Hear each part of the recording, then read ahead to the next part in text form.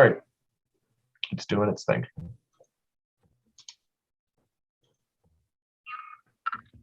It's episode 336, February 14th on Canadian Patriot Podcast. This is John McDonald with music and the truth until dawn. Right now I've got a few words for some of our brothers and sisters in the occupied zone. The transport truck is against the wall. John has a long gear shift. It's 9 o'clock Canadian, another day closer to victory, and for all of you out there on or behind the line, this is your song. And we'd love to hear your feedback about the show. So please visit CanadianPatriotPodcast.com/feedback or email us at feedback@CanadianPatriotPodcast.com. And happy Valentine's Day to everybody.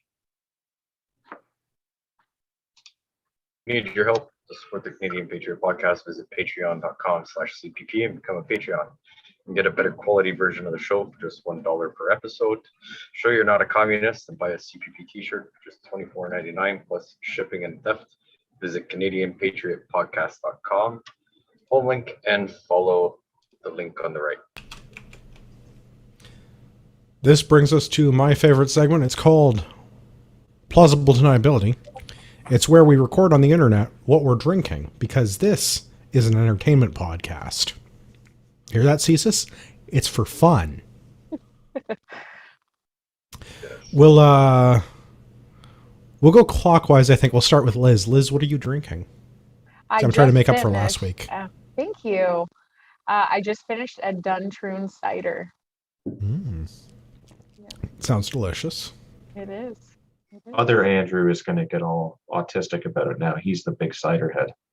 Oh, I can't feed into any of that. It was just good. I bought a pretty can and it tasted good.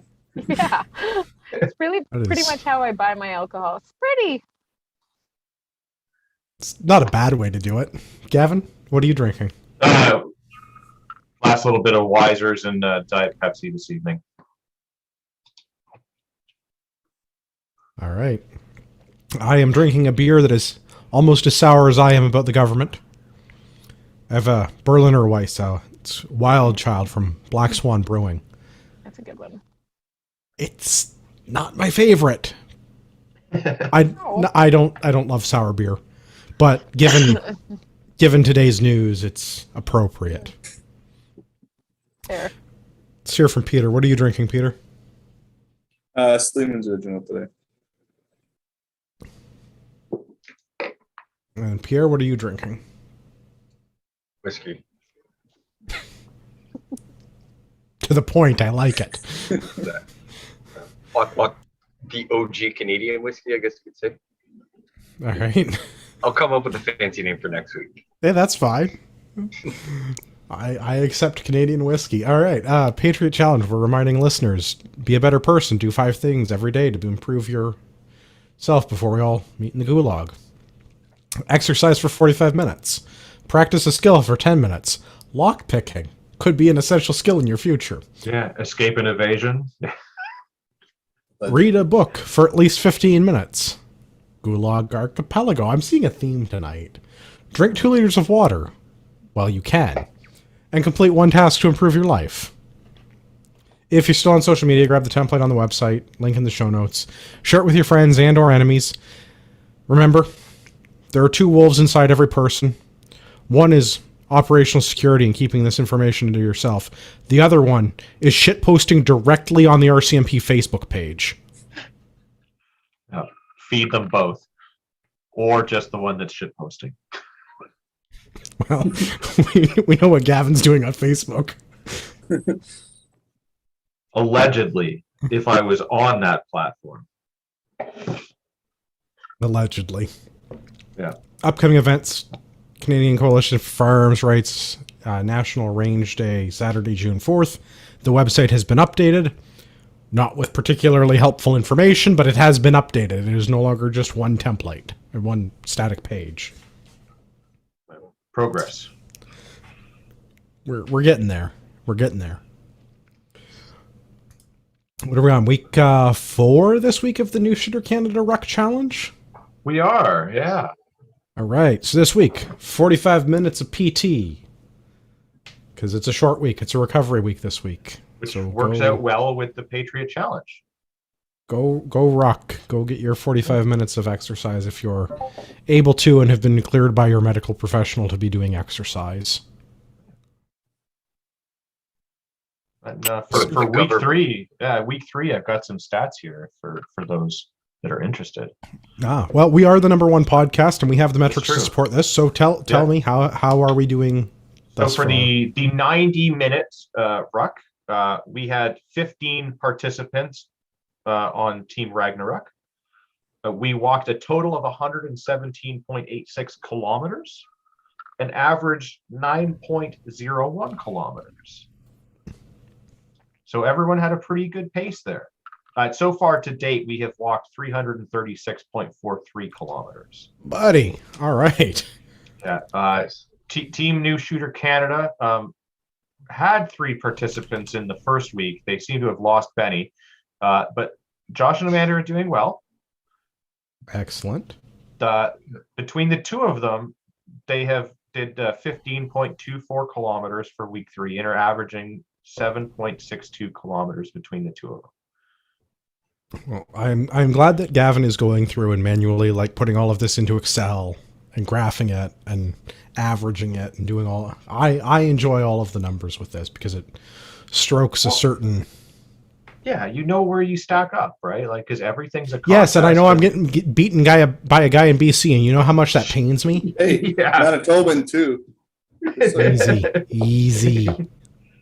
Yeah. I think this week you did kick my ass, didn't you, Peter? Every week so far, except for week Oh, one. really? Every week? Yeah. Every week? Just All What I about know week is one? What What about week I'm one? happy. Okay. I'm happy that I'm just above average. That's all I need to be. Well, I'd really like to be first, but I mean, I don't think Yeah. practical. But if you want to come and hang out on Strava, we have a fairly large Strava club going. Link is in the show notes. Yeah. It's Ragnarok. You can find it. It's spelled like it sounds, Ragnarok. This It'd be is fine. definitely feeding that second wolf where you shit post and whatnot. Because there is no Yeah. OPSEC here. Well, I mean, I don't know that everybody's using their whole or real name, and hopefully not everyone is starting their GPS tracker directly in front of their domicile. We should at least make the government work for it. I like the people that are going places. Yeah. Make the people that have access to your firearms license, your driver's license, and all that stuff figure out where you live. Yeah. Just don't post your home address on the internet. Yeah. You remember there was a time on the internet where we didn't talk to strangers or divulge where we actually lived. Now we post the GPS coordinates of where we parked our car. Man, what a world. Yeah, but that's where I was, not where I am. Come on. Just whatever you do when you buy a new house, don't take the photo in front of your house holding the keys up with the address and everything and all the don't do that because people will make a copy of your key from the photo. Just don't do that. That's so complicated. No, Like, It's not photo impossible. photo It's duplication of actually- keys is not. It's actually No. very simple with an app. Yeah, I'm sure it's very simple, but conceptually, it's so much. I remember the days when T9 on my flip phone was the biggest struggle I had. Yeah. I also remember high school. Yeah. Yeah, see. Yeah. Yeah. First year out of adulting college. thing Yeah. sucks. Wow. T9, wow, on a flip phone. I remember that. Do you remember having to carry coins to be able to use a phone to call someone? Man, Yeah. that was wild. Well, they I had found calling it- cards too. I found an operational payphone. I had to go all the way out to Prince Rupert, BC to find one. We've got Still a few. 7-Elevens downtown. Yeah. Really? There's still a few around, but not many. Not And as just so you know, it costs 50 cents now to make a phone call, not 25. That's freaking Oh. ridiculous. Is there a coin for that? I mean, there's a lot of upkeep in having the heroin injection sites. Yeah. 'Cause that's about all In the those phone phone booths booth. are used for. Yeah. Wow. Yeah. As long as it's for the greater good. Yeah. Keeps it out of parks, so it just saves on the life. Yeah. Exactly. Let's do some listener feedback. We got an email from Emily. Uh-oh. Book club feedback. Great podcast on Boris' book. I've been procrastinating on purchasing gas cans because I wasn't sure which brand to buy and had the all or nothing mindset, as in gotta buy them all at once, which never seemed to fit into my monthly budget. After listening to your podcast, I went and bought two 20-liter Scepter ones because having an extra 40 liters on hand is better than having 0 liters on hand. Here is a consideration for smaller people, especially smaller women. I had originally planned on getting 25-liter cans, but when I got to the store and saw them in person, I realized that a full 25-liter can would be awkward for me to lift and handle when filling my van. So I opted for the 20-liter size, which is very manageable for me, even when filled with gas. Next time I have room in my monthly budget, I'll add another 1 or 2 cans, and by the end of the summer, I should have 100 liters extra in my garage. As always, I really enjoyed listening to your banter on the podcast. Looking forward to more. Emily, smiley face emoji. Awesome. So Start. I have shot with Emily a little bit, and I appreciate her listening, and I am at fault for this because I don't take into consideration smaller people, because my normal argument is grow stronger. But I suppose I shouldn't really say grow bigger, because that won't really work. Yeah. Lift 20, more. 25-liter gas can is heavy. Yeah. Yeah. I mean, I find having the same gas cans, I find the 20 is like, it's right on that cusp of manageable for my car, because like the way that I have to lift it is awkward, where the fuel thing, it's not that I can't lift it, but it's like when it's full, it's awkward to put into place, but once it's in place, it's fine and it empties fast enough, and it gets lighter as it goes. But Gavin, I don't remember, did we discuss this on the podcast, or was I really drunk ice fishing and everyone decided that we all have the same gas cans because... Me, you, and Marty all have the same gas can, and now Emily does as well. Okay, so it was definitely not on the podcast because Marty has been too busy to come and podcast lately. Okay. We may have talked about it on the show as well, though, and how we all came to the conclusion that we did that, and we all have the same gas can. The Scepter gas cans are very nice, though. Yeah, I almost bought another one on the weekend, but it was overpriced. I mean, price of gas, I mean, it seems reasonable that the container is also too damned expensive. Yeah. But yes, a valid consideration, which I don't often take into account that people are smaller than I am. So 20-liter gas can does not sound like a terrible idea. Yeah, no, they're good. And yes, like Chris is saying, don't tell your insurance company that you keep it in the garage, especially 100 liters. No, you That's keep what I the was kind of wondering. flammable things in the flammable thing place. Which is outside, but inside of like a locked container so that no one can steal it. Yeah, right by the smoker's pit. It's a great space. So it shouldn't be glued to the back of my barbecue? Probably I not, think but that's safe. I mean... I think that's safe. Depends Well, on my you insurance keep a policy. propane tank next to the barbecue, so I mean, like, it makes sense to me. You can store other flammable things there. yeah, it couldn't be I any thought worse. Yeah. the whole purpose of a barbecue was, yes, to make very good steaks and burgers and everything, but also to store all your flammable goods because it runs on propane. Yeah. I mean, it literally has a spot you put the tank in. It makes sense to me. Yeah. Okay, so I'm not doing anything wrong. Carry on. No, I never said that. And then on the shelf above that, make sure you store your fertilizer there too. Oily rags. Yeah. Actually, quick sidebar. I did that one time. I have a small metal, well, not the fertilizer. Okay. I was literally saying it. Like, you had how much fertilizer? No, Was it diesel or gas? no. I have just a small metal garbage can in my garage, and I didn't even think about it and threw some stain-soaked rags in there one night after finishing a project. Went to leave for work in the morning and opened the garage door, and it was just smoke everywhere. I was like, oh, okay. I know what I did wrong. And luckily, because it was a small metal garbage can, it stayed there, and it was fine. It was just really smoky. Yeah. But So don't leave those unattended. yeah, and make sure that you get metal garbage cans just in case. Mm-hmm. And they would have been awesome as a drum at the protest as well. Yeah. We'll get to the protest. I think first we're gonna do some news that I've been skipping the last couple of weeks. First off, Roger Kotenko update. We haven't talked about this probably since the new year. Yeah, That's I mean, what it was. basically since it happened, yeah. Yeah. It was Well, very no, I brought it vague up on a the couple of info. times since this happened, Yeah. but mostly more that it's like it's still going on and there's no new news. Yeah. End of January, new news. A couple of things have come out. First one, big one. $23 million lawsuit against the Toronto Police Service for a wrongful death. That's a big one.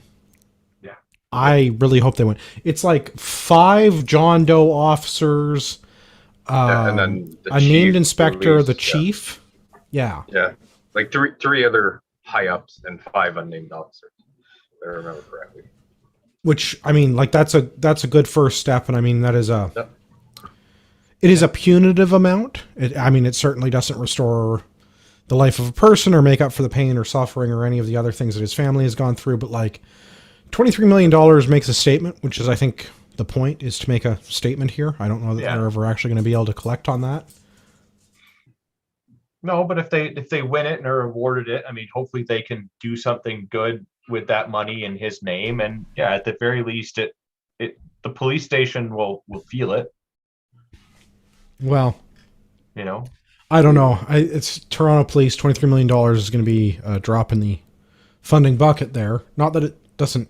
Well, yeah, but that's at Not least that it's not a lot of money, but like one it's- MRAP out of their budget. Well, and I kind of hope so. And I really would like to see what goes on with the SIU and some of the other investigative work that's going on, because there is a time limit on this stuff. So by the end of roughly February, they need to come up with something, because there's a 120-day limit on SIU investigations. They need to publish an answer. Yeah. So they were supposed to be doing more stuff actually this month. So they're kind of getting down to the wire here. As far as I know, this has not gone to court yet. The last update was that it was going to be going, not to, I don't think trial is the right word, but like the next step in the SIU investigation was supposed to have been happening. It's a tribunal, maybe, a review board for the police service. Along those lines. So should be interesting. They CBC also came out with a document the 2nd of February. They've got a 33-page information something or other, information to obtain, the ITO. So it's a 33-page document that preceded getting the warrant, which also the family and lawyer now have, because it took a month for the police to show up with the warrant, which makes the entire raid and seizure and shooting all very questionable, since there was no physical warrant presented to anyone at the time of the raid and wrongful death. Well, they were too busy doing the shooting to give the warrant. That's well, I mean, but that calls into a question like the entire set of procedure around. So the information to obtain is based on information from 50 years ago that should have no relevancy. I do like that they refer to marijuana as narcotics in the information to obtain, though. So when Roger Kotenko, a reasonably prominent gunsmith, was 19 years old, he was charged with trafficking marijuana due to the amount of marijuana. The man had at least a bushel. Not sure how much the actual amount was, but based on the quantity, he got charged with trafficking, even though he says that it was for personal consumption. And I mean, I've seen Cheech and Chong movies. I know that's the answer you're supposed to give. Yeah. But I mean, I have an employee that had a similar issue where, like, you know, they were young and they did something stupid and they had, you know, like not a large amount, but not like a small amount. And they had the same problem where they got right. But like in like 1970, how much is a small amount, right? Because like if they're going to charge you with trafficking for having, I'm not an expert in marijuana, as we all know, a bushel. Yeah. Right. If a bushel is for personal consumption, Pierre's trying to do the math to figure out how much a bushel is. No, I'm just thinking how many doobies until you get to a bushel. The amount. Yeah. So yeah, like I would say, like this much. Yeah, but I mean, if you had, for example, say like an ounce of marijuana on you, which would be like a large amount for personal use, but not like unheard of. Back then, when they were super like paranoid about the drugs and everything, that would probably have got you a trafficking charge, especially Right, if and you that's what I had it, mean. So, like, in portioned out relative for yourself, where terms, you're like, this is for week 1, week 2. so I am unconvinced that the amount of marijuana that he was charged with when he was 19 years old was actually that big of a problem. And also the fact that he's had a firearms business license for decades. Means, yeah, they've kind of forgiven that. Yeah, if I remember correctly, it was anything over a quarter of an ounce could be considered enough Yeah. to warrant a charge. Yeah, and especially if you had it like portioned out. So don't do meal prep on your doobies, folks, or at least if you go back in time, don't do that. Now it's probably fine to meal prep your doobs. So, Well, that all depends, right? Because you're only allowed a certain amount even for legal possession. Yeah, just You're don't not go supposed to be above and beyond possessing that. more Don't. than Yeah. you can have. It's what 30 grams now, so you can have Yeah. 30 grams rolled out. But if you have 31 grams, Yeah, no, That's don't a do big no. That's a bushel. that. Yeah. is that a bushel? Yes. No, but- Officially, it's a bushel now. Again, I am not the most versed in the drug paraphernalia. I am, however, versed in the firearms, which is what we should get back to. Yeah. So the information to obtain comes back with that there are 2 particular firearms that were recovered from crimes, one in Toronto and one in North Bay. The one in North Bay was arresting 3 men from Toronto. Seeing a theme here, and it seems to be Toronto. But 2 of the firearms had obliterated serial numbers that they somehow managed to track back to finding out the specific serial number and it belonging to Roger Kotenko and his lawful firearms business. I am unconvinced that even amateur gunsmith would have not been able to adequately obliterate. He had, so the background and the history of this, and maybe we've talked about this on previous podcasts. At some point in history, Roger Kotenko's business legally imported 25 unfinished receivers from Norinco in China, and his intention was to turn them into functional restricted pistols, which he has done and likely sold several of. Somehow, 2 of them have turned up after arresting criminals from Toronto, although one set of criminals in North Bay, and they tracked that back to Roger's business. Yes, and they are ones that were not unregistered from his name due to being transferred to a legal owner. So alleges the Crown. Yeah. But without access to the Green Book, without access to the CFO paperwork book that you're required to keep as a firearms business licensee, there's no way to verify that. Yeah. And no one is claiming one way or the... Well, I guess I shouldn't say that. The Crown is claiming that the firearms were never transferred.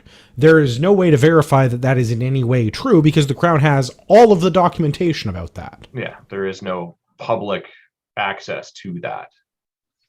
So if these 2 firearms did have obliterated serial numbers, and this was a gunsmith, conceivably with access to a milling machine and knowledge about gunsmithing, you would think he would be able to actually obliterate a serial number, and also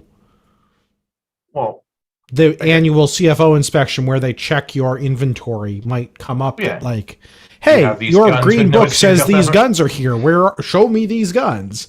Yeah. And you would think he would then have to produce. So something here does not add up to me. Well, the receivers that he got, because they're 1911 probably, right? Like, yeah, they're North 1911s that he bought back in 2009. Yeah, legally imported into the country. So those were unfinished receivers, or just like they're finished, but they didn't have all the parts put into them? The document, the news says it's an unfinished receiver, so I assume it's just a frame with no parts on it.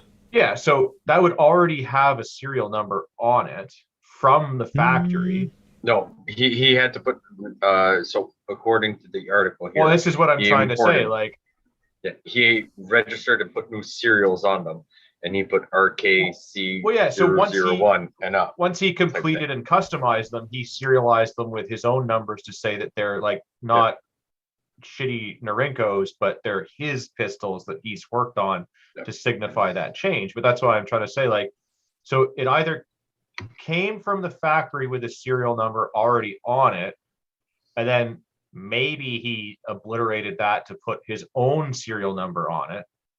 Just, it strikes me as Or very odd that someone who It didn't have is one at a all, and professional he put his own serial gunsmith. number on it and then What- obliterated his own. Wouldn't it be easier Right, to just but- not put that on if you're going to do something Well, what- shady with them? Right. So why would you put your own serial number Yeah. on it if you're going to traffic it? And if you're going to traffic it and you have a milling machine, why would you not just actually remove it? Not just Yeah. obliterate it or deface it, but like, because one of the CBC articles refers to it as having been scraped off, which makes no sense. Yeah. And they talk about being able to like identify the milling machine marks that made it. And like, okay, like maybe there's a way that you can come up with like matching tooling marks, but That why doesn't would you mean not any- just yeah. mill off the serial number? Yeah. Yeah, Like, why would you not just get the Dremel out? What in my case, why would you not just borrow Gavin's Dremel and just like actually obliterate the serial number? Yeah, he certainly had the means and the knowledge to be able to do this in a way that they would never have been traced back to him. Yeah, it doesn't add up. So, yeah, No, nothing about that makes sense. Absolutely nothing. I look forward to seeing the next steps on this. The law enforcement these days.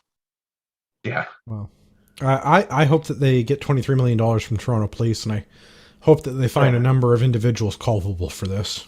Well, 'cause I mean, Isn't I still Toronto- don't. Sorry, go ahead. No, go ahead. I was just going to say, isn't Toronto kind of known for being a little like this, though?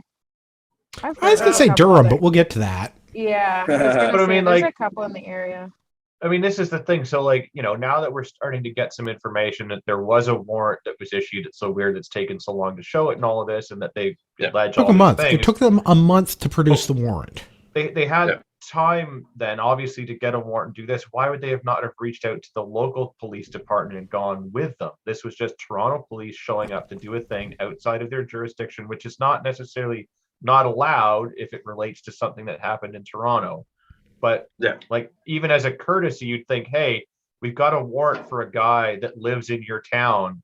We're going to go serve that warrant. Will you come along with us? Or just so you know we're doing this. Well, while we're on the subject of serving the warrant, there's like a duty of care or officer safety thing here. Why would you confront a gunsmith in his gunsmithing shop? Especially if you think he's a criminal. Right. Why would you not try to put that into like the lowest, like de-escalated, safest, like when he's coming out of his house in the morning to go to, well, I was Yeah. going to say work, but he's a 70-year-old man who works in his garage. But Yeah. they knew he and his wife had gone out shopping before this. Why would they not like drive up when they're getting out of the car and be like, "Excuse me, sir, we have a warrant." Yeah, Why would or you show not up do at, this in a way to like de-escalate the situation? Why are you on purpose doing this?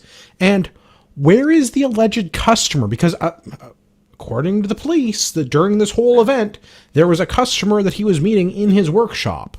So produce for me the witness. Okay, so put on your tinfoil hat for a second. Oh, it's What do on you- strapped on pretty like tight. A I don't second mind it. one on top, or Yeah, Okay. sure. Yeah, Okay. like line it. What do you think it's about then? I don't know. I don't know, Uh, and I don't understand what's going on with the Toronto police because nothing about this makes any sense. So the whole thing I gathered from a few statements that have been said is North Bay sounds better than Toronto because North True. Bay wasn't involved in one of the crimes happened in North Bay. They didn't even bother coming down. to And help one of serve the warrant. firearms was recovered in North Bay. I don't know that that necessarily is the same. Well, either way, if any, yeah, but if Toronto any is investigation, part of the right? problem. Yeah. But the Toronto issue, right? It was Oh, recovered no, in a vehicle, right? The In problem exact continues to same be manner. Toronto. The solution to many of my problems, many of our problems as Canadian, is we need to build a wall and make the lake bigger. And a helicopter. That works too. I'm fine with That that. also fixes a lot of problems. Yeah, but we'll put those people from the helicopter in the lake The lake. in Toronto. Which is now bigger. Yeah. Yeah, which is now bigger, Wow. right? And they might not be from Toronto, so we may need supply. We'll Bigger figure out some- helicopters. Yeah, it's the few that managed to escape to North Bay prior to the wall going up. Yeah. Well, I figure make we it give happen. this about another 3 weeks, a month, and we should have some more updates because I'm not willing to I'm let cur- this one go. No, Yeah. definitely This one's not. just too weird. They will try to sneak it through under the radar, though. Oh, I'm sure Oh, they will. absolutely, I'm sure yeah. they will. But I'm going to keep watching for articles and keep my Google alerts on for the guy's name. And when there's more information about what happened, then there'll be more stuff in the podcast about it, because it doesn't make sense. It doesn't add up. Something is sketchy. And the procedure, I don't do law enforcement. I've never worked in law enforcement. I'm sure it's a hard job. And we've talked about this on the show before. I don't particularly dislike police officers, but the institution of policing in this country is failing. And it's things like this that make me say that. Yeah. Right. So let's say, for example, right, these 5 John Doe officers, the inspector, this, right, and it will hamper the many trust. Like, how many police officers are there in the Toronto police force? I think Too we looked many. this up before. It was like 8,000. No, 4,000. We looked this up a while ago. Well, let's say even You're right, 1,000, yeah. right? So there's like 6 people that, probably not all 6 were probably involved in filing all the paperwork. I'm assuming, let's say 2, 3 out of these people were just like, hey, we're going to serve a warrant. They're like, okay, boss. Right. So let's say 5 people did something 4,800. wrong. There's 4,800 police officers. I had both of the numbers right in my mind.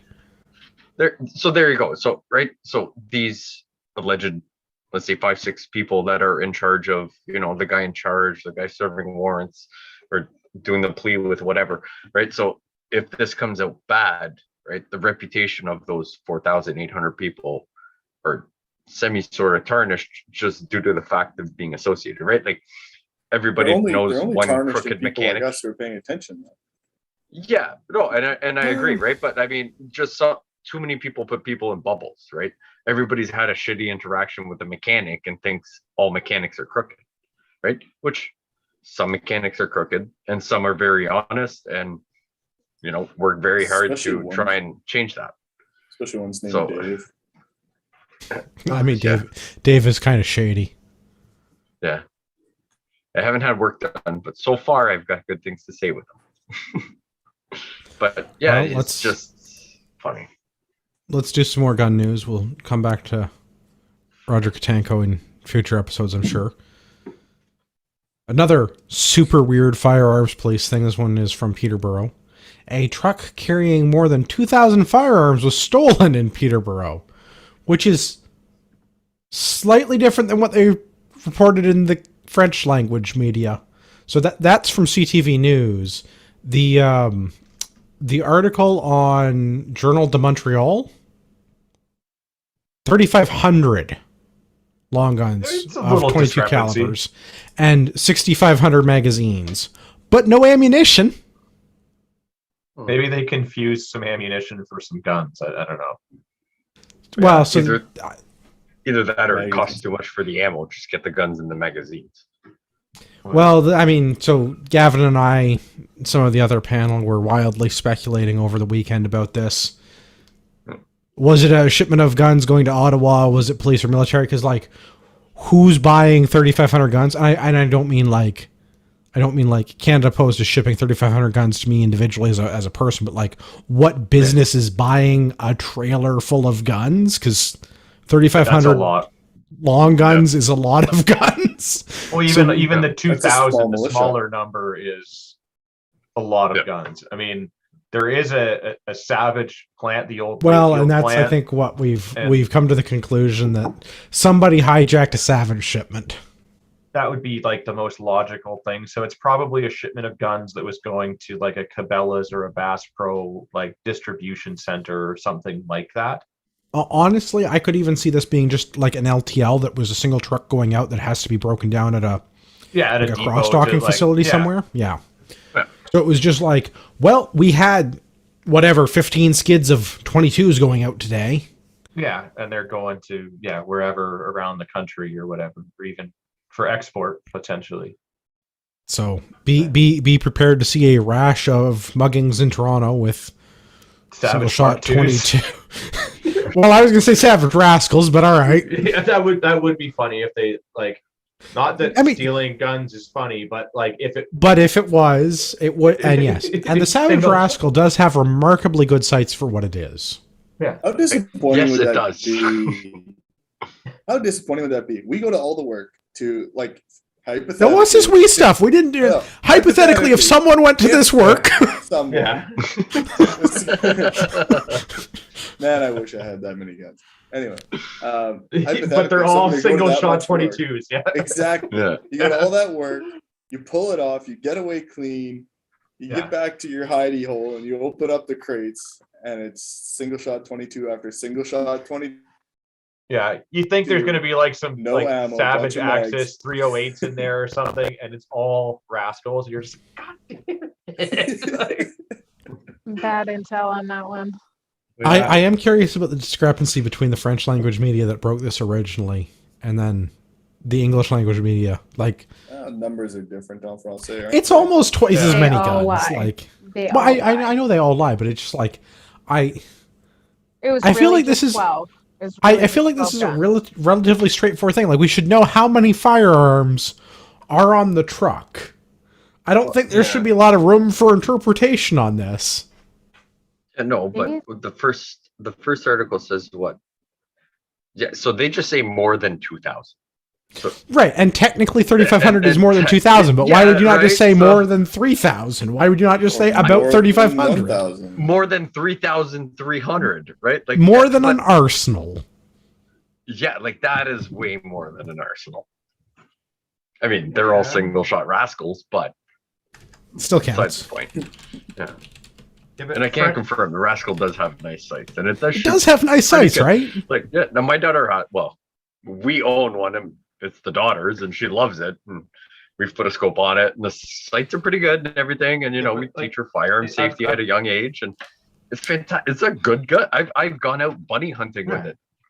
Why I'm not? sure it's got to do with the weird way that French people count, though. Mate, Belolo. No. Start counting it like somewhere towards the end of 40. And Yeah, then it's go into like- 50. Because it's like It's like 40 plus 47, 20 plus 2. 48, 49, 40, 10, 40, 11. Like, there's got to be some weird thing that went on right around there when they did I don't something. know. I am Yeah, unconvinced of that's this, but I Either that am or they curious were to s- counting. They were counting while drinking Labatt 50. Yeah.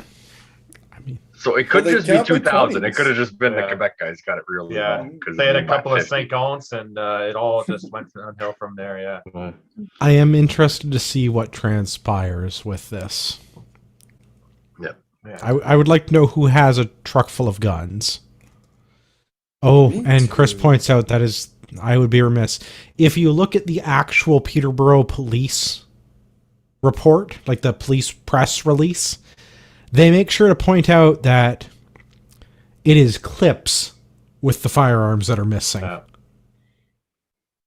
Which, I mean, if they are like Savage Mark IIs, I could see how that could be confusing with those tiny little magazines. No, that's still a magazine. Oh, I know it's a magazine, but like if someone was to go like, this is a magazine and showed you an AR one, and like this is a clip and showed you the little 22 one, you probably like, is it just little thing that clips in there? Because I a could clip see how is that would cute be. and a magazine is real. Yeah. I mean, you can have clips. They Yeah. go in like the Grand, for example. Or your And sometimes you have clips that go into the magazine just to make things even more confusing. I Yeah. have clips too. Which those will come in handy Isn't that for a the pin? gulag. Yeah. Yeah. I'm already practicing lock my picking lock we were picking talking about earlier. skills. Yeah. hair. Yeah, so am I. But I've decided to grow up my hair, and I'm gonna need those soon. So Yeah. Oh, boy. There you go. Yes. Braid your hair, make rope or something. I've had Skills. cornrows, French braids, you name it. My hair, my beard. A lot can happen when, yeah. It's not fun to take them out, but I don't mind. But you never know, man. Cotter pins also work.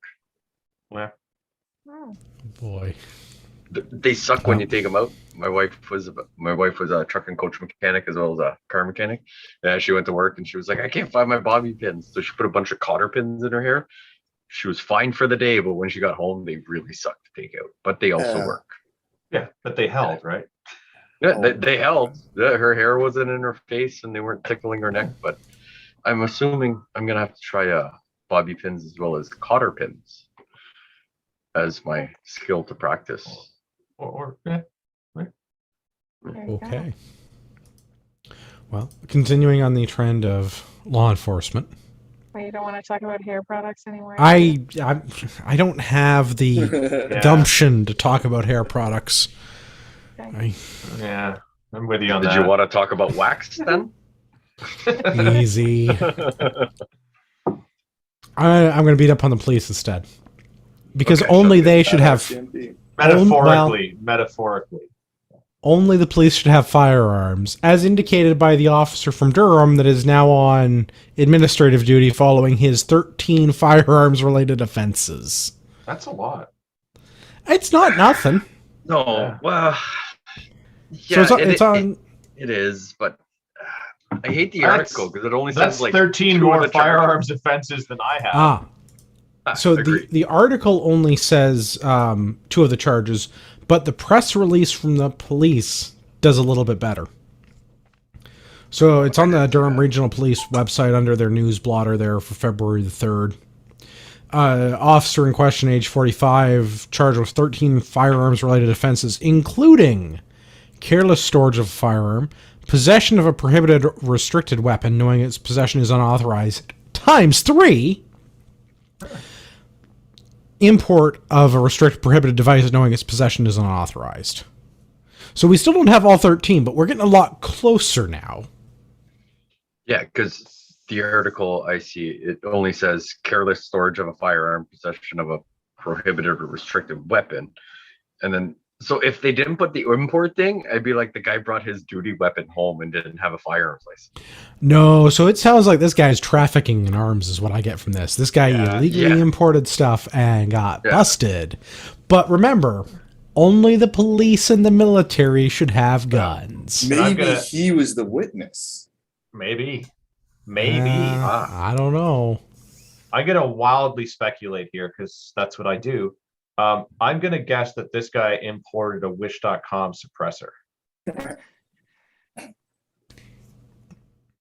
Because like the way they But said being law like a enforcement, prohibited aren't you device, allowed? it's either got to be a magazine or a suppressor. But I don't see why he would import a magazine when you could literally just go to the store and Drill out the rivet. yeah. Not to give people advice on how to do that, but that is a thing that you could do if you wish to break the law. So I'm guessing that he tried to order a suppressor or something, or maybe one of those full auto triggers. But so I know law enforcement is technically allowed to have suppressors. So I'm assuming it's individuals can't buy it. It would be like the But even like so, even the he person could- in charge of ordering stuff or their So- arbor yeah, department well, would have it or something.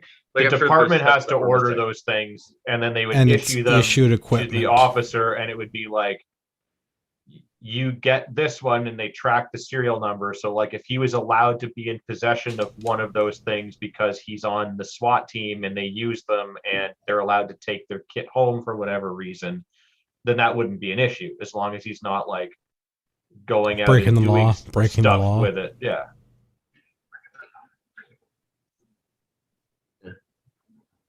Yeah, something here. I don't know. Yeah. But remember, only the police should have guns. Yeah. Well, they can at least walk around with guns. I mean, so can you until while you they're get on duty. caught. Yeah. Yeah, but they can show theirs. You have to do a course. to be Again, able so to can draw. you. Yeah. Yeah. Technically, there's nothing that says that you can't open carry an antique revolver. That's true.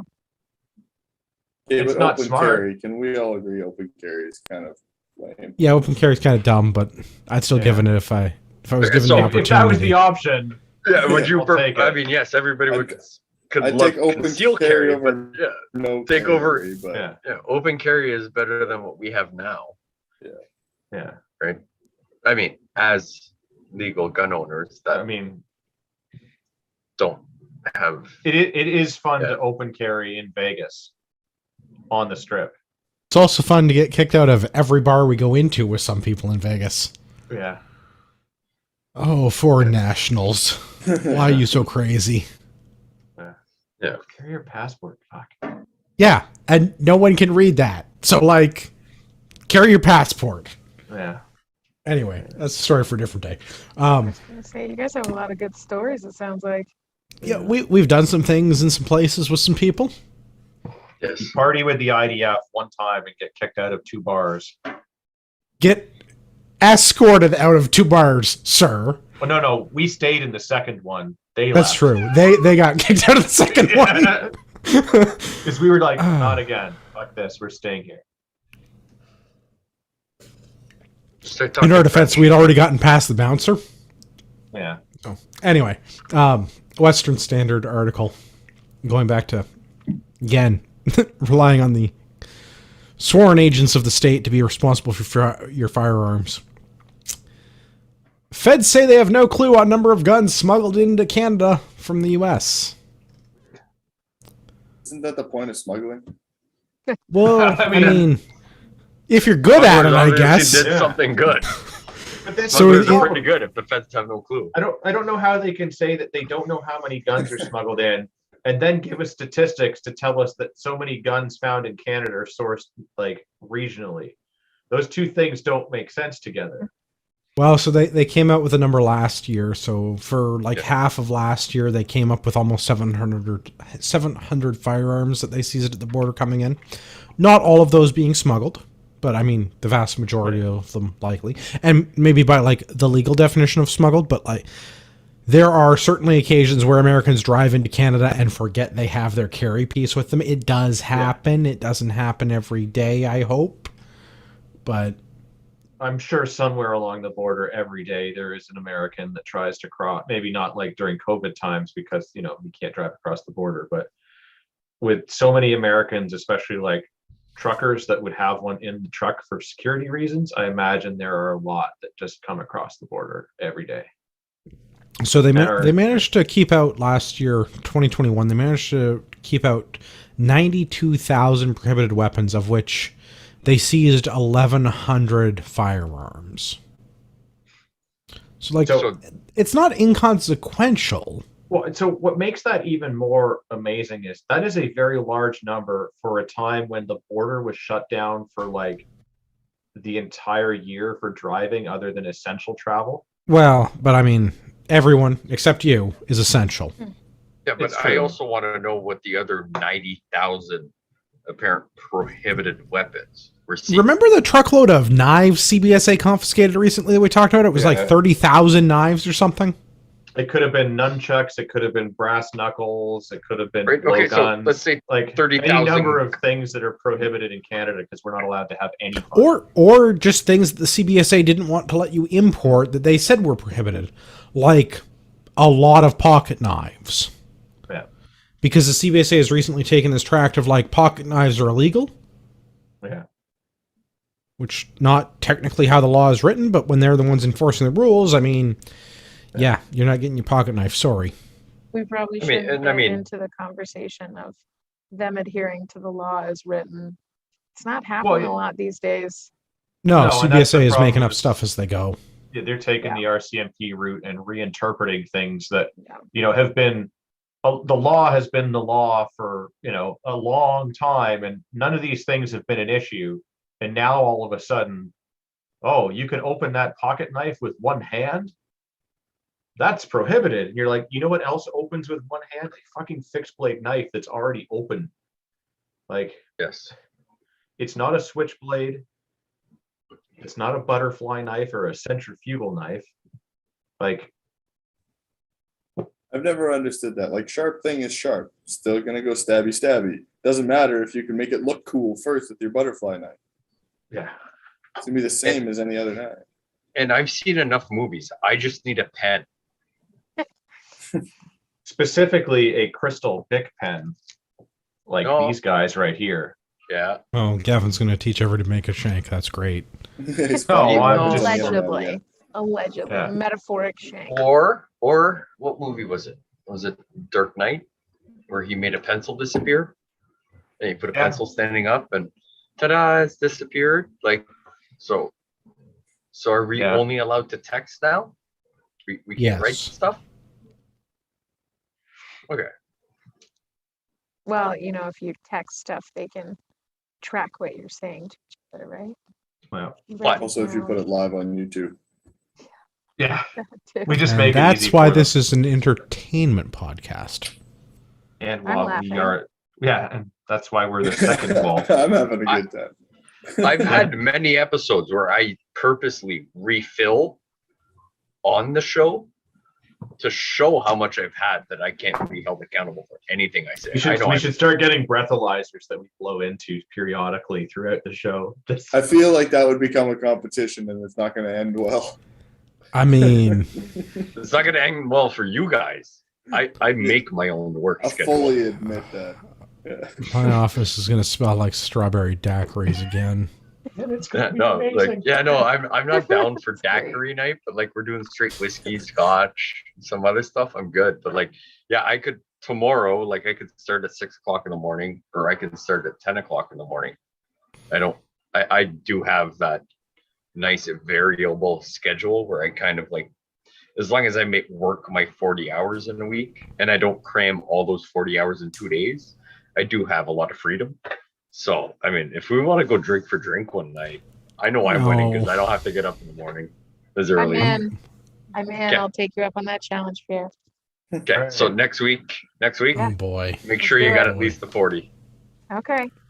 All right. Well, we know I can't go ice fishing with a 2.6, so let's try a 40. That'll be good. Yeah. So you know what though, actually, if we ever, well, I know we talk about going for an overnight ruck at some point, and instead of bringing beer or whatever, I'll bring the flask of whiskey. There you We go. were That's out. a- Yeah. My well, wife if picked we're, up, if we're going hiking and camping out overnight, I'm definitely being economical with my packing. Beer weighs a lot, whiskey weighs less. Yeah, but you only whiskey. need a Mickey for one overnight. That's no, I have a flask that'll hold a 60. It says "Go big or go home" on it. I mean, No all kidding. right. Yeah, I'll bring the whiskey for more than one person. Don't worry, I'll just fill up a 60 of something. That'll be his Into this weight thing. for the first day, and the second day he'll be carrying a rock. and shame. Yeah. Yeah, I'll send you guys a picture later. It's the funniest thing in the world.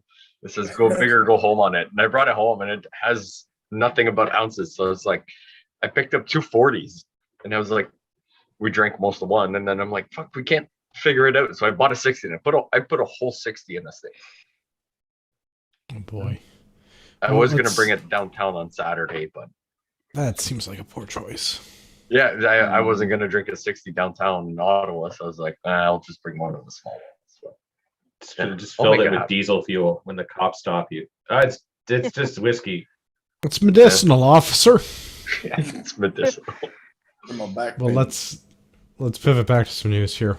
Updates for the Nova Scotia mass. I'm going to say murders, despite what is in the articles in the show notes. Yeah. Yes. So, a couple of things. CTV News. Public hearings in 2022 Nova Scotia mass shooting delayed until late February. CBC. Man pleads guilty to weapons charge in relation to Nova Scotia mass shooting. It's kind of an update without an update. We haven't talked about this in a while because there hasn't really been anything in the news about this lately. Yeah. But the I guess that the big update, the brother of Wortman's common law partner, Wortman being the piece of shit involved in killing all of these people in Nova Scotia in 2022, pardon me, in 2020, has admitted, I guess, pled guilty in a court, a provincial court in Nova Scotia. Yeah. That he was the individual who supplied some of the ammunition involved in the mass killings. Which, I mean, all very awful stuff, but some updates on what's going on. I didn't realize there was a criminal proceeding going on about this. I didn't I either knew about until that. it just sort of came out. Like, So as much as we trash talk CBC a lot, Well, I mean, because they they're deserve gr- it. Yeah, Yeah. 100% they do. But I will admit, I've listened to the 13, I want to say it's 13 hours podcast that was through the CBC investigation podcast of some sort, which was the 13 hours about the shooting. And they do talk. It was actually a pretty good podcast. It was for the CBC, I would say non-biased. specifically speaking of CBC, it was very informative about where some of the weapons and how they tracked it back. And they actually talked to someone, and it's like, guy in the States, he smuggled back some of the guns. Like, it was actually very good. And I mean, I want to say that podcast is probably, I don't know, probably a year old now, but it was 13, I want to say 13, 14 episodes, but it was actually a very good episode. And it was portrayed by the some CBC investigative journalist of some sort. I will say that I have a friend that does a podcast with the CBC, and he does a lot of investigative stuff, but it's all stuff that's like happened forever ago. So like, I would say that there are times when the CBC does have some good content. It's the news department that's reporting on current news that is absolute trash is the problem, because the people that like have the time and effort and agency to go and research things that have already happened and like, you know, really dive in deep, like, yeah, those guys are doing their job fine and all that, but like the vast majority of people don't care once it stops being in the current news cycle.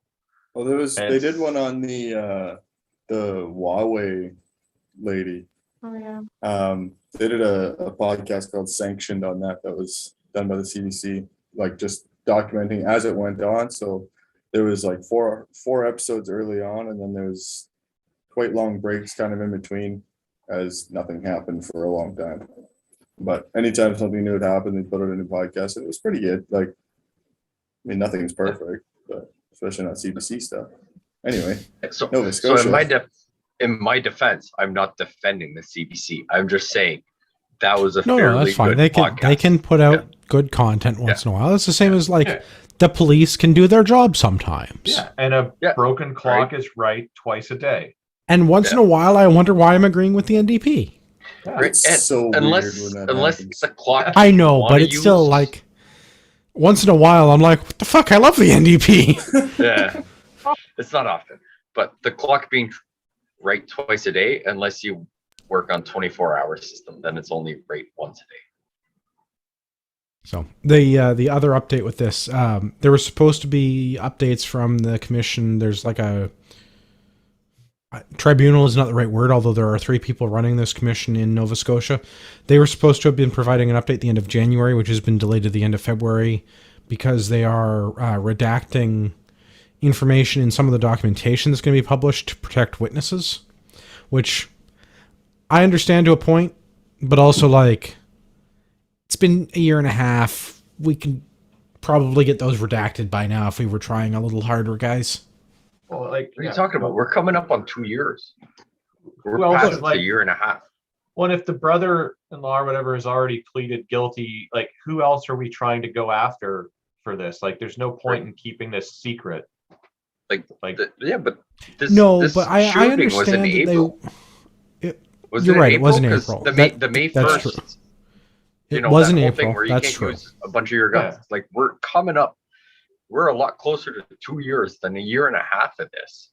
Well, And a and lot fair of enough. people still have questions. 2,000 stolen guns, Well, 3,500 stolen guns, some stolen guns. It's absolutely like, and I get like you keep certain things quiet for a while because there may be ongoing investigations, and there might Sure. be people that are involved that don't know that they're being investigated. and you know all what? that, I can understand wanting to protect the privacy and dignity of people that were involved in this in some capacity, but also, as Pierre points out, it's coming up on 2 years. Yeah, I didn't want to be associated with CBC and fucking up the numbers. So I wanted I to clarify we were appreciate closer that. to 2 years. yeah. Right? Like, No, we're what, a month and a half away The from fire 2 years hall has since not this been happened. charged because the fire hall did nothing wrong. It's the No. cops I mean, that shot the fire hall. You could argue the fire hall has already been charged. Yeah. Like, the RCMP yelled charge and unloaded on it. I'm surprised they And didn't then fix ran around the bayonets building and stab it. said, Yeah. whoops, and then got the fuck out of Dodge. But, Well, I mean, yeah, Must like, have been a it's- can- You ever see a fire hall coming right for you? Come out of nowhere. yeah, Yeah. lots Yeah, of suits and gas masks. I mean, fortunately they have laid some charges in this guy that obviously did something he knew was wrong. Yeah, with buying I ammo didn't for a realize guy. that the brother of the common law spouse had furnished ammunition that was involved in this, and like, good for the Nova Scotia justice system Yep. for to do something about it. But Absolutely. I mean, I'd like to hear more from what the tribunal's doing when they get to it. So hopefully, again, next month, more updates. Yeah. hopefully. And I think this is maybe my last piece of aged news, older news for the evening. This is on the gun blog. Court win. Judge sides with gun owners, allows hearing to fight Trudeau's May 2020 attack. Section 74 nullification of firearms registrations is not an operation of law, at least in Alberta. So an Alberta judge has said that the Section 74 challenges may proceed in Alberta, which I think is a grand total of about 9 challenges. So, just out of curiosity, if you move to Alberta now, Well, so this is would it the mean interesting that they thing would is hear your like, court case? not necessarily, and this is not going to be binding for other provinces, but it does open the door. And Ian Runkle needs a haircut, but also go watch his YouTube channel because he does a much better job of explaining the legalese than I do. But also give the man some Patreon dollars so he can get a damned haircut. Yeah. That's the Runkle and the Bailey guy. Yeah. That's the Yeah. Runkle and the Bailey guy.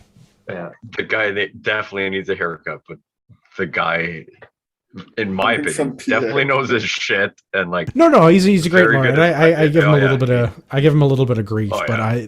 the videos are very, very informative. Yes.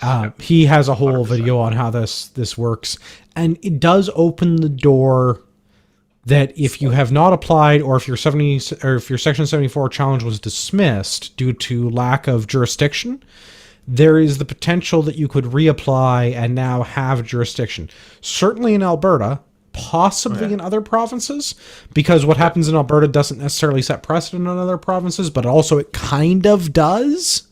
Yeah. All of this So is I going to don't get appealed know. anyway, so it doesn't really matter. The But the judges will look at what's happened in other provinces and use that in their decision. And obviously they will weight the things that have happened in their own province more than the things in other provinces. But again, we're coming up on 2 years on something. More than 18 months, right, Pierre? yes, sir. Carry on as you 2 were. weeks. 2 weeks, actually. 2 more weeks. But right, so I mean, but that could also be up for debate because Well, and that's the thing, is it is up for but debate. our prime minister forgot Alberta was part of Canada, and when he thanked all the provinces. That's not legal right? precedent so much as just the prime minister No, being but sure. I'm just saying, right? Douchebags be douchebags. true. En français, s'il vous plaît. Le douche est le douche. C'est bon?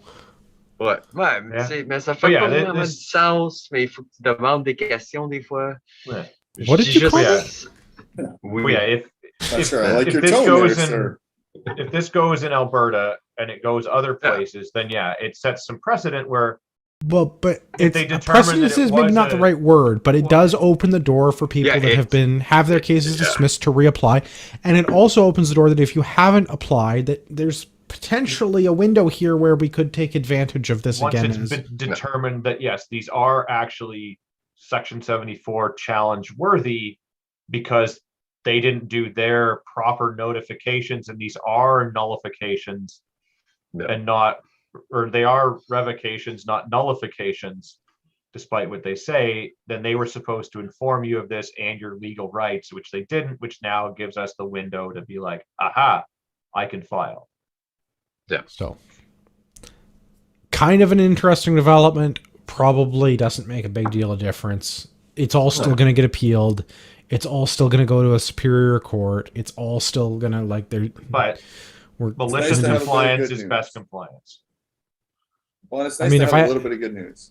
Exactly. It is good news. It is good news. Yeah. Shall we go on to the not good news of the day? I've made everybody wait this long. Yeah. Why did something If happen today? if you've listened I this don't know. long, we apologize.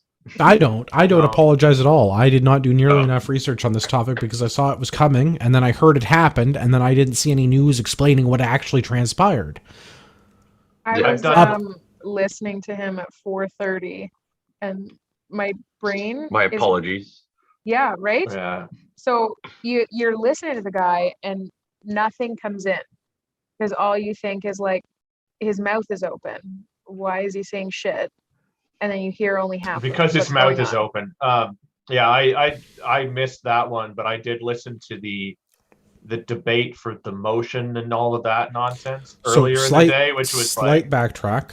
Let's catch the Yeah. listeners up. What was the prime minister shit talking? What was the debate about? And why is it the Emergencies Act? because it's Valentine's Day and there's not enough chocolate to go around because the truckers have barricaded the city. That's the gist of it. So I think that Let me tell that you- is fair. So the Emergencies Act has been implemented. Parliament had a vote on this, and we are now in a federal So- state of Yes. emergency. The So the Parliament Emergencies didn't vote- Act has been Parliament invoked. Didn't vote on an Emergencies Act, did they? I think that's just the party in Well, power. yeah, so the cabinet is the one that votes on it, and then the Right. Yes. Sorry, it comes from the governor in council who declares the Emergency Act is now Yes. in force. so the way that it works is, from my very, very limited reading up on how this works on a federal level, cabinet is the one that basically votes on it, and if the cabinet all agrees, then it becomes a thing, and within 7 days it needs to go to the House and the Senate, and they then approve it or not. And if they don't vote on it, and then basically within that 7-day window, the government can do whatever the fuck they want that's allowed to happen under the Emergencies Act. If it gets voted in and stays, then they have 30 days, in which case then it needs to be extended, much like the other ones. If That have been extended over and over. So if this is all about a shortage of chocolate, I will hand deliver a homemade warm chocolate nug to the fucker. so In a Trudeau little and black his brown yeah, bag. I don't Yeah. think that's what that's. yeah. So Trudeau and his cronies, just saying, because of the offer convoy, is there. If this Well, is so about let's this, before we talk offer about the is there. convoy, let's step back in history a little bit, because up until about 1980, this used to be called the War Measures Act, Yeah. which had been invoked a grand total of 3 times. Yeah, twice. World War One. So World War Twice One, for World War actual II, wars. and then and Trudeau Senior. for The He FLQ did it because stuff. like for the a- FLQ. That's yeah, right. So the Trudeau the FLQ. Senior, because a British politician and a MP from Quebec, if I'm not mistaken, Yeah. were taken hostage by terrorists in. I shouldn't say that. Separatists in Quebec. Yeah. Yes, Yes. violent separatists in Quebec. Well, I mean, but like actual Martial violent law separatists. was instituted. Yeah. Like actual violent separatists. yeah. Like people who Like were like for actually real- willing to go to war with the government. Not Real- people. yeah. Not people with Not saunas and bouncy CBC castles. reports. Well, No, which like not we people with said saunas and earlier, bouncy castles. yeah, which we said They're like earlier. actual terrorists. But this is what Trudeau Senior and Junior have in common. They've both ruined the economy and have like the highest inflation in years. And someone else They- fucked their wives. Yeah, someone else fucked their wives, and they've both invoked the Emergencies Act. So does that mean you have to be a swinger to become a And, politician? and they Probably have are. a fourth. They have a fourth thing in common. They love canoes as well. Or giant rubber ducks? No, the Senior never had a rubber duck, but like there was a lot of. That Did Did have a Trudeau in wicked canoe. stall helm though. Yeah, he did. Right. So okay, so, Well, yeah, see, so- I could never be So- a politician. Four times in the history of our country, we've had the War Measures Act invoked. No, War- 3 times. More time. war. Yeah, Violent Quebec separatists taking political prisoners, or politicians prisoners, same difference. And and a small fringe minority disrupting Ottawa. Yeah, but it's, Yeah. Okay, it's different. just- It's not the War Measures Act. That's right. well, Like it's our only Right. because That's- it's only because it's been replaced by something else with a different name that sounds better. Because See, like It sounds when, less warlike. Right, but it's Because- been the Emergencies Act for like 40 years though. Because it was Yeah. replaced like around 1980. yeah, I think it was After actually when the Church- Charter of Rights and Freedoms came out. What was that? Right, Like, but it's all the Probably. same. It's all the 88 or same something? language as the War Measures Yeah, Act. It but when it you- suspends. yeah, It suspends the charter. yeah. I was when going to you say have it suspends a your rights natural and freedoms. disaster that you're using this for because you need to in order to get things done quickly. It sounds bad when it's like, holy shit, we had a flood. Let's invoke the War Measures Act. Yeah. I But mean, it's the same thing. are we Oh, not for having a sure war it on is. climate change anymore? Oh, absolutely. But That all depends. Did That's you coming drive next today? year. I make light of the situation slightly, but I do enjoy how this went from a small fringe minority to having to invoke the Emergencies Act to give the government effectively unlimited power to do whatever the fuck the government wants with no oversight Yeah. yeah. It does because worry of me a that- small fringe minority of Yeah. people that were peacefully. Yeah, the thing that worries me is the last few days we've been seeing in the media how much they're talking about how that there's kids there. Yeah. And if the media is talking Yeah. about how there's kids there, there's kids there, there's kids there, something's gonna happen. They're gonna do something. Well, Yeah, and it oh, looks like you in should Ottawa, take they've your finally kids had home counter and- protesters start to show up that are Yeah. like actually violent protesters. What do you mean? They had signs that said something like "gas the unvaxxed." That's not violent. Well, and at they've been all. stealing people's No. property, and I'm not just talking about the Ottawa Police Service. Yeah. And yeah, Yeah. And I mean, Like nothing. I mean, Liz was there last weekend. I was in Ottawa this weekend. Pierre came and met with me. There were a lot of kids there, and there were Yeah. I was there also the surprising weekend amount before. of old people, like Mhm. Yeah. And not like just like angry Mennonites? youths. Yeah, like but, like, older Mennonites. man, It's like, that- oh, if you've nice. upset the Mennonites, you've made some serious bad decisions in your life, man. yeah. Oh fuck Well, yeah. I mean, I shouldn't say that, okay? They were dressed like a brethren. But I A know what? that like Mennonites, etc., are very pacifist. So I don't want to Rights. No, but impose. they will make themselves known. Yeah. Yeah. Their angry, very polite letters probably had no effect, so they Yeah. figured they would take their horse and carriage and get out there. Yeah. Yeah. But yeah, no. yeah, I and- was and- there both weekends, and yeah, it's Ford not that bad. Ford in his announcement of what's happening in Ontario today also echoed the "take your kids out of there, something bad will happen to them" kind of a thing, which like Yeah. is a scary, because I think this is like, if I can't say too much, but we have some somewhat inside information. Yeah. And if I had to guess, something is going to happen on Tuesday evening or Wednesday. Mhm. Something this is- past Tuesday evening. So this Yeah. is we've told you to get your kids out of here. At this Yep. point now, if something bad happens, it's on you, and you're a bad Mm. parent because you didn't get your kids out of there. I think is Yeah, going which to is be the the dumbest thing. thing. Yeah. Well, it's yeah. My But- dad's there right so- now, actually. So we're kind of like, hey, maybe check in every hour or When- so. When Yeah. we're done with the show, I'll tell you what we know, and Yeah. you can use that information as you see fit. Yeah. But yeah, so now I guess Ottawa is both municipally, provincially, and federally under the Emergencies Act. So they are double or triple They're secret triple. probation. No, they're triple acts. Yeah. So Not triple vax, triple acts. yeah, just as But- effective Har, though. har, har, har. Yeah. Yeah. So There was Yeah. 4 premiers that came out and spoke against it. Do you know who they were other than Kenny and Mo? I'm assuming they were 2 of them.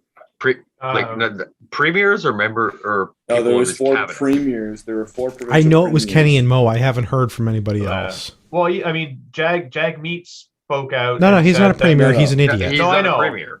No, I Yeah. know, but he And spoke he's out fully against That's why I it. was favor asking for of it. clarification. But Like, are we talking supported premiers it or all at people? the same time. He says Yeah. enacting this is a sign of failure, but if you do it, I'll support it.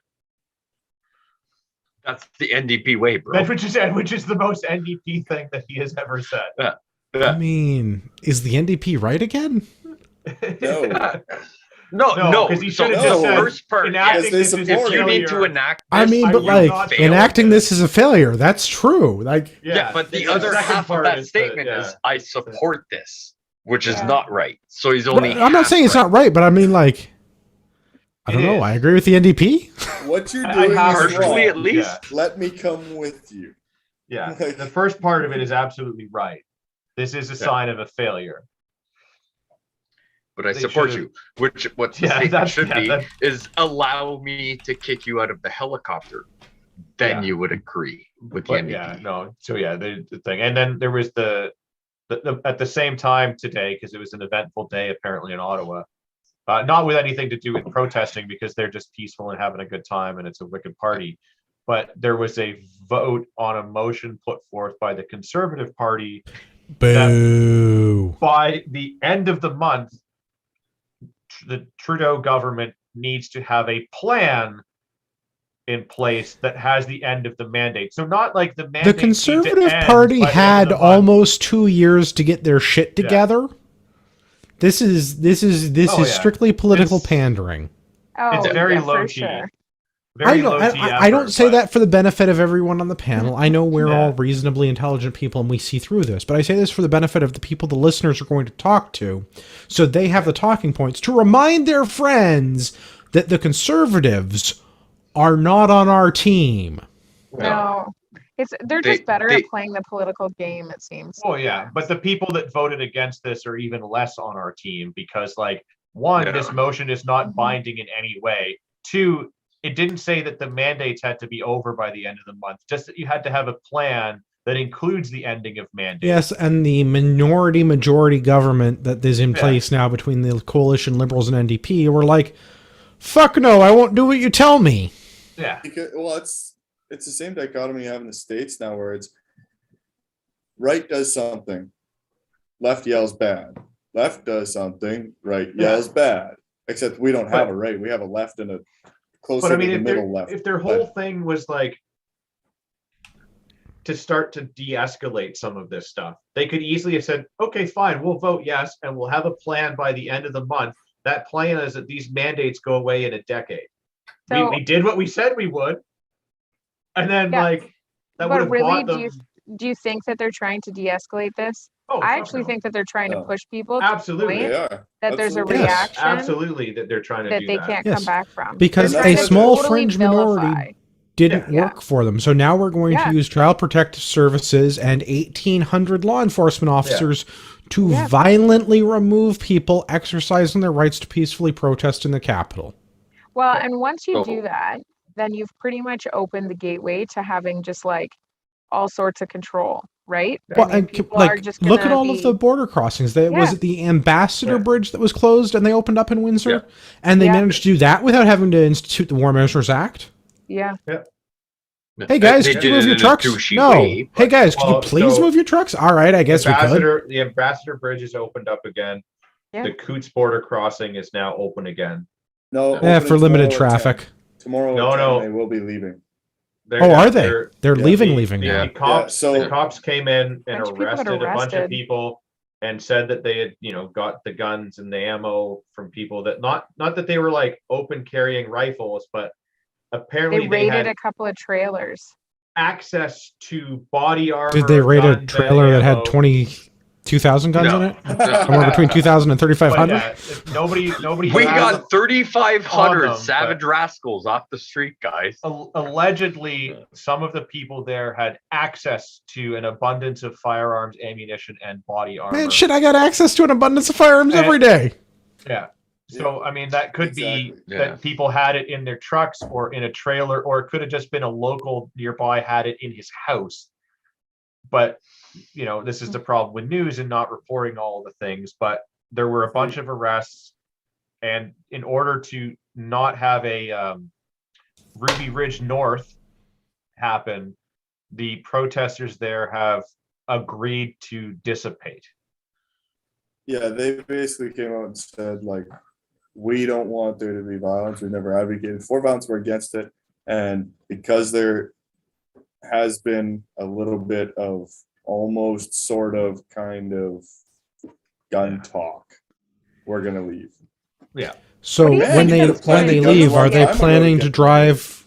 When they leave, are they planning to drive to like the provincial capital and like set up shop there? Because that would be the thing to Hopefully. do. Hopefully. Well, and Or I they struggle with this a bypass little that bit. and go straight to the federal capital. Again, I'm Yeah. okay with that. Right. And I struggle with this a little bit because, like, peacefully protesting in Ottawa or Queen's Park in Toronto or any provincial capital, like protesting where the politicians are and making them uncomfortable, I'm on board with that. Yeah. But when you start interfering Yeah. with like trade and services for others, So I don't know, man. I will step up to that because I had a lot of people push back.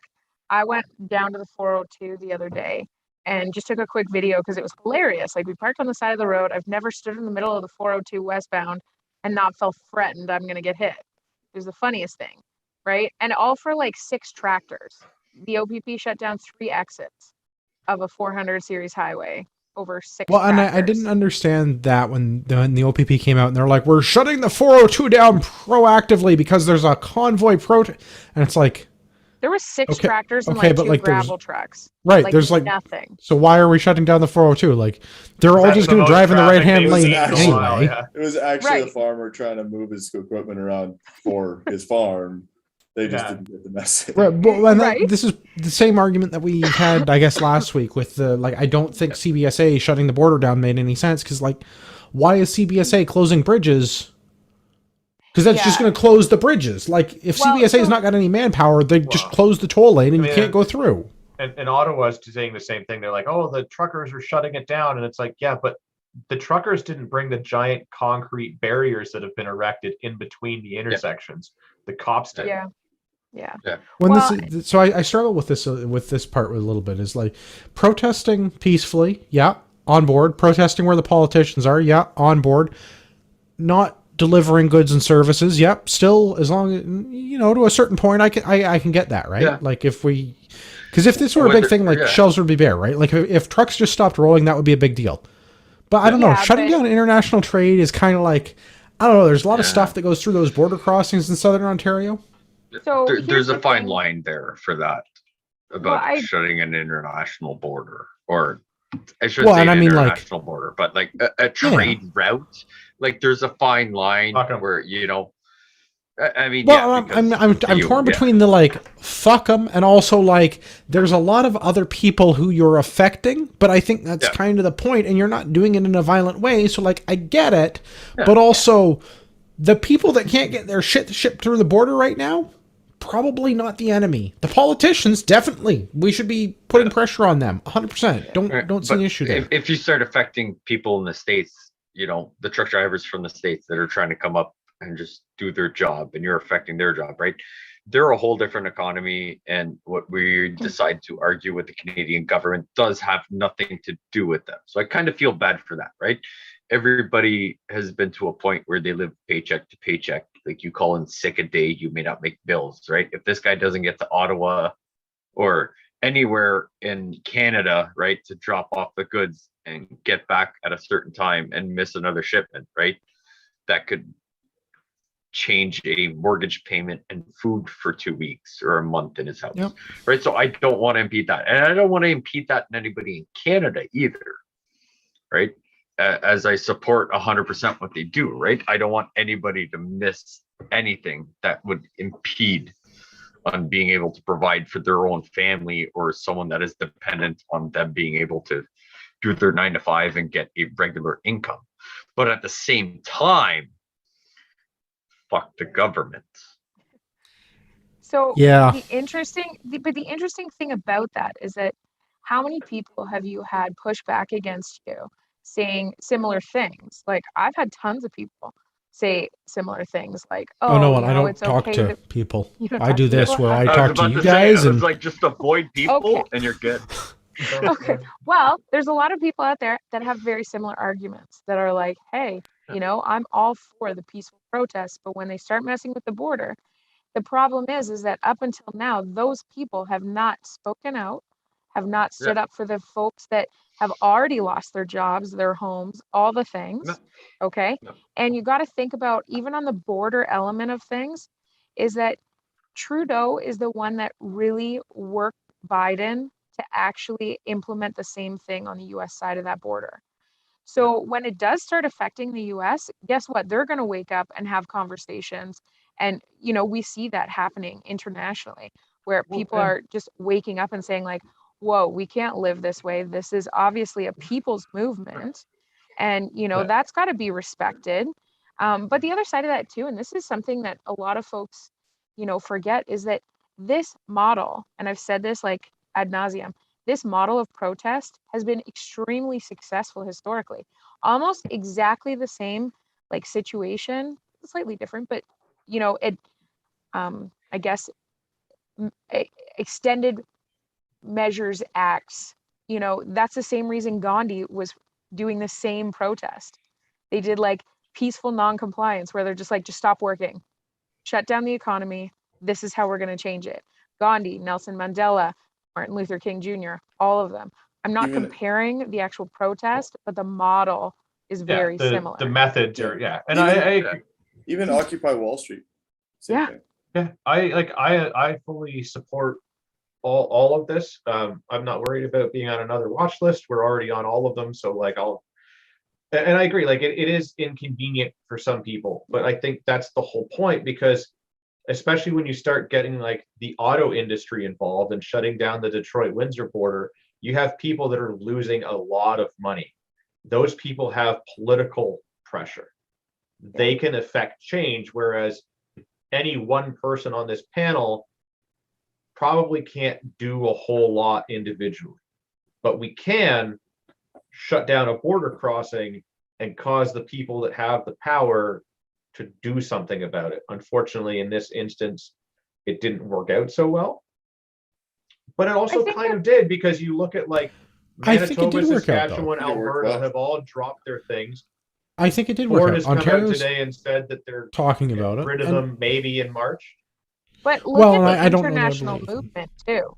Like, and when it's has inspired Canada people been around the fucking world. Yeah. Yeah. It's awesome. When has Canada been like a global leader of this sort of thing?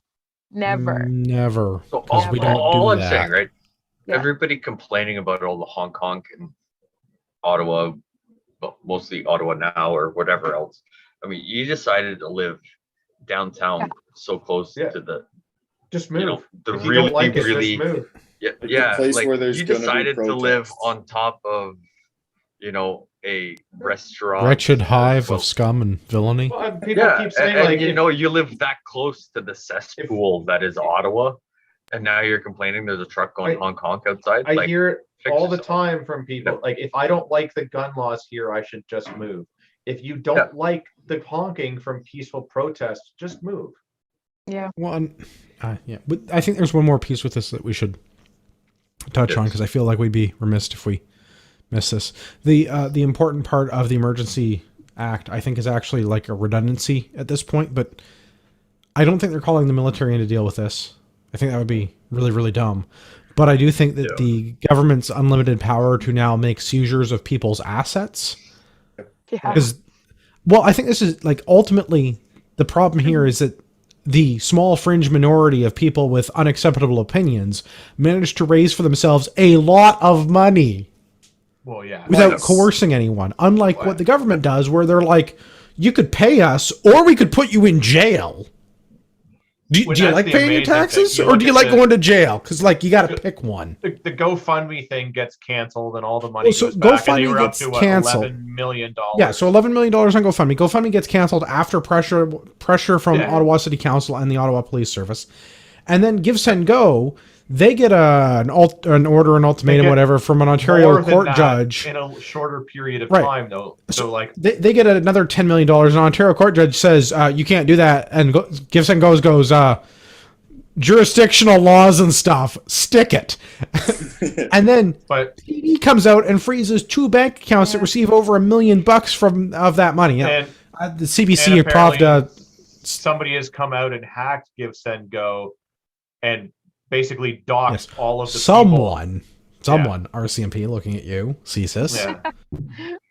Yes. So it's shady. It's well, shady. but the financial industry already figured that out on their own. Like the crowdfunding, like no one made GoFundMe stop collecting and sending that money, and they had no problem doing that for other protests in Canada throughout the last 2 years. We should have burned the city down, and then we would have got the money. More than likely. Yes. But GoFundMe had no problem with that, and the politicians and banking industry had no problem with other protests in Canada. Now, Give Send Go says, like, fuck off. And that's a big deal. And court injunctions and stuff happen. They start distributing the money, and before the Emergencies Act comes in, TD goes, about that $1 million transfer, we're actually going to like just cancel that. You're not actually allowed to do that. We're going to freeze those assets. Now, none of that is good enough. The government has to come in, because I'm reasonably convinced this is actually the reason for the Emergencies Act, is that they want to implement financial control over people funding what they are going to start deeming terrorists. Yeah. The truck drivers are now terrorists, and by giving them money, you are funding terrorism. I'm pretty sure is the track the government is going to be taking. The federal government is going to be taking with this. I don't see another practical reason for them to have implemented the Emergencies Act. That's pretty close to what Christopher Freeland said. Wow, did that without even having to listen to the Wicked Witch of Ottawa. All right. Yeah, it wasn't good. No, it's not surprising at all. I mean, that it's and the question is So much for a small fringe minority, guys. When are they going to small fringe minority that's been able to raise over $10 million twice? Mm-hmm. In 3 weeks.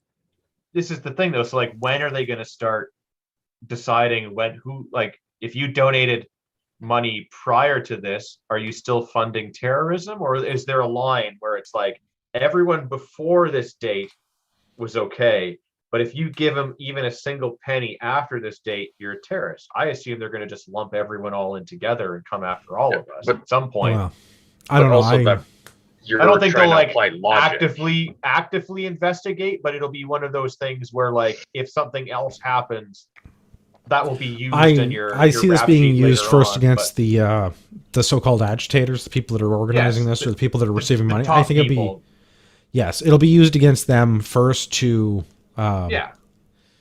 enforce some political will, because they have not been able to find a way to do it thus far. Well, yeah, now they're definitely being impacted because they don't have access to their bank account and they can't put food on their table, pay their rent, and do all the other things. But yeah, I agree. It'll go after them first, but I think it's the second, third, and fourth tier people. If and when something else happens, that'll just be that added charge that gets added to, like this. Oh, and you funded terrorism. It'll just get thrown in as an extra thing. Here's what Christopher Freeland put on the Twitters.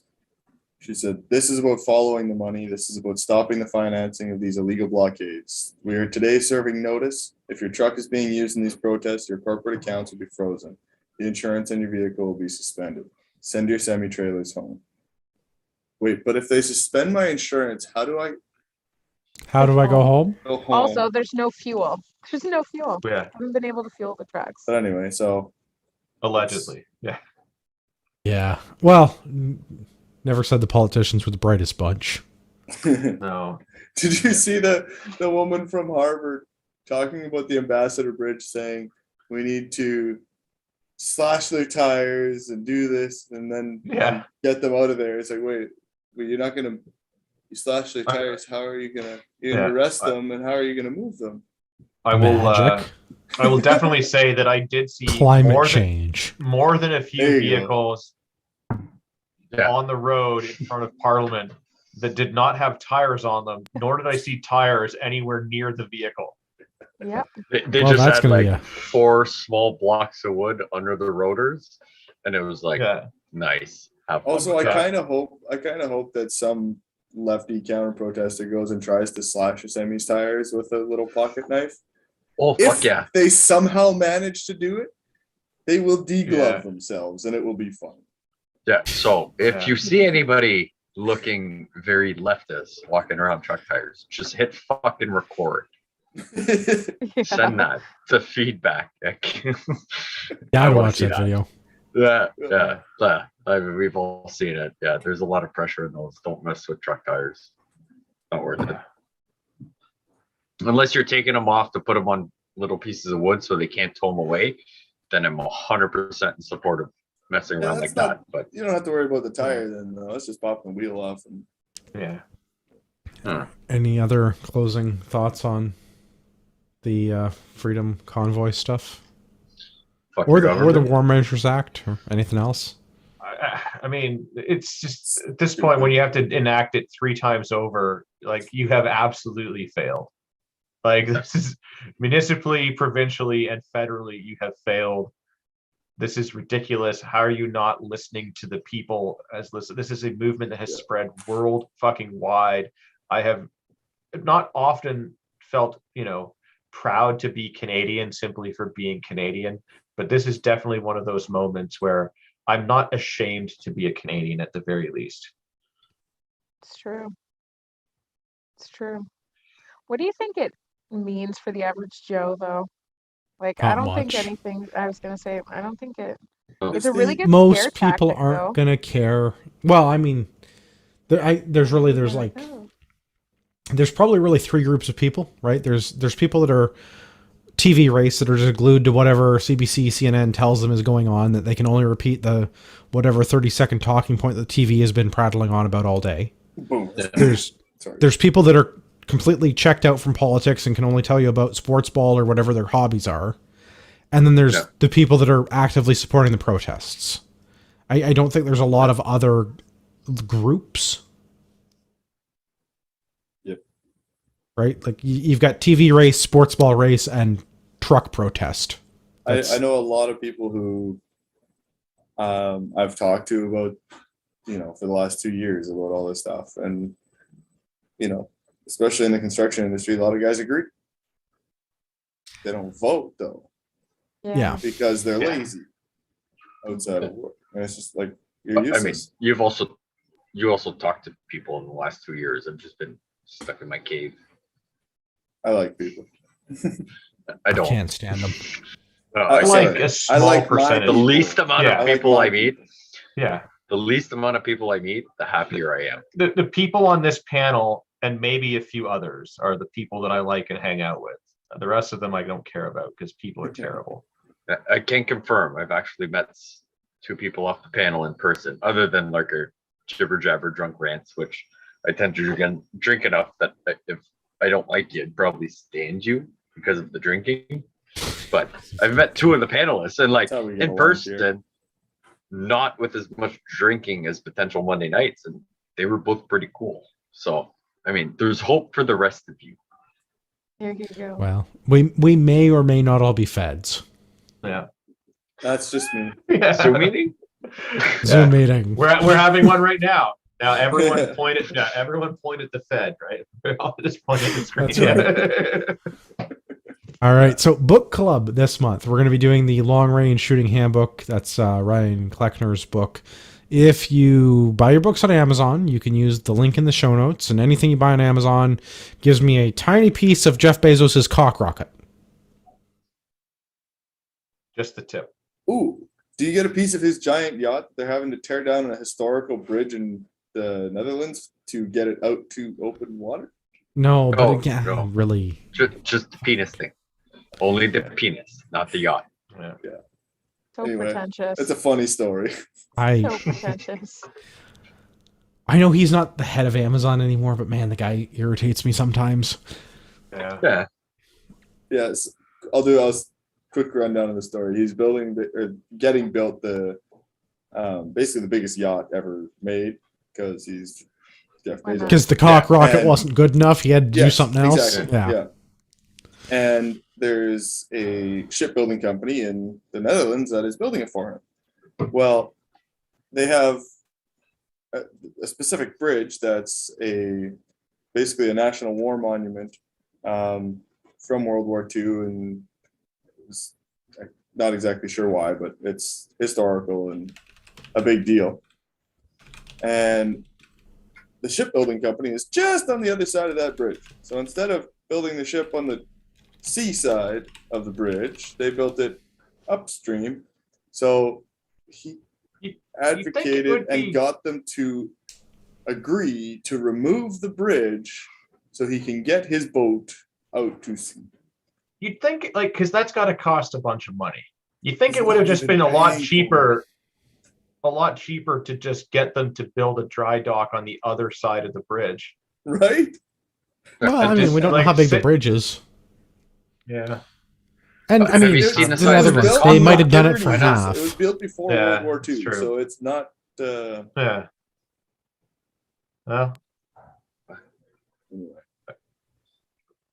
boys and All their right. boys, I That's guess. why. Random stories. That's of the why Andrew wants Yeah, the tip well, of the rock. There you go. because Just buy all your sushi stuff things on like that. Amazon. It'll slow him down, if nothing else, from You might- buying the next monstrosity. You might get a piece of the bridge. Click on the link so Andrew gets the tip. That's Just the tip. Tip of the cock rocket, the we're tip of the gonna mast. have to work on that. He's been working on it all week. What are you talking about? Why don't we wrap this up before it gets any worse? But We'll start with I would Liz. advise against that for the tip. If you want to plug any social media or anything you have. I heard Pierre. I'm just talking over him. Oh, I know. I guess so. Yeah, you can find me on Instagram, Liz_Fawcett9876. I've started tweeting, but it's still just garbage. So just get mad and do a tweet. So don't I worry think that about means you're using it right. Yeah. Okay, good. That's where I put my hate. Careful, that'll get you kicked off. We can give Oh, you a man, few you know what? phrases to not use on Twitter in order to keep your account. Yeah. I I've kind of tried. think that that's like a badge of honor. Like if I got suspended from something, I'd be like, yeah, I'm successful. Obviously. I mean, I've been very successful, but let's hear from Yeah. Gavin. Yeah, I too have been successful at getting kicked off and then reinstated. You can still find me on the IGs at UrbXGTA or possibly at the protests in your town. All right. Peter, where can everybody find you? On the Discord, mostly. I don't do a whole lot on the socials. I'm there, but Discord at Wild Turkey. Come and hang out. It's fun. There you go. Get on our Discord server. Link to Discord's in the show notes. Links to most of the things are in the show notes. Unless I was bad at show notes that week, which happens. Pierre, where can everybody find you? Monday nights right here. But also, you should What if they watch want live. a t-shirt? Well, then you should watch live right around like here.